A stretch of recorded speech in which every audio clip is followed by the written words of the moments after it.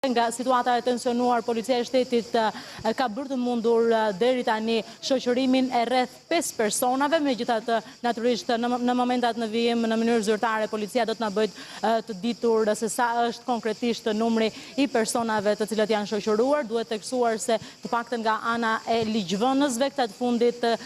kanë mbërritur një pjesë e mirë prej tyre, le të themi, kanë mbërritur në ambientet e parlamentit rreth orës 9 të mëngjesit dhe ka patur kam patur qoftë deputet të mazhorancës socialiste, por edhe ata të opozitës kam patur vështirësi, le të themi, në këtë mënyrë për të futur në ambientet e selis aty ku do të mbahet edhe seanca plenare. Në fakt nga ana e protestuesve,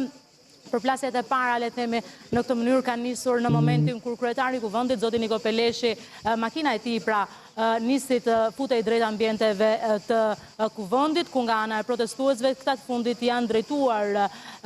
makinës kryetarit kuvendit me miell edhe me vezë, le themi, në këtë mënyrë aty ka nisur, po them, edhe situata e tensionuar mes policisë së shtetit. Jonida, është qetësuar situata tani? Nuk e di nëse kamera mund të kthehet pak nga hyrja e parlamentit o oborrit të parlamentit që të kuptojmë pak çfarë po ndodh aktualisht. Janë akoma protestuesit aty apo është qetësuar situata?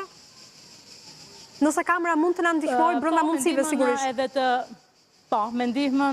Me ndihmën edhe të operatorit Arsen Roshi, megjithatë Sonila do duhet theksuar se ne në këto momente jemi pozicionuar në ambientet e brendshme të kuvendit, ndërkohë që jashtë pra po mbahet edhe protesta, ndërkohë që duhet theksuar se vijojnë të ketë situatë të tensionuar, megjithatë të paktën deri në këto momente që po flasim ende pritet të bashkohen kësaj proteste gjithmonë bazuar në thirrjet që janë bërë edhe ditën e djeshme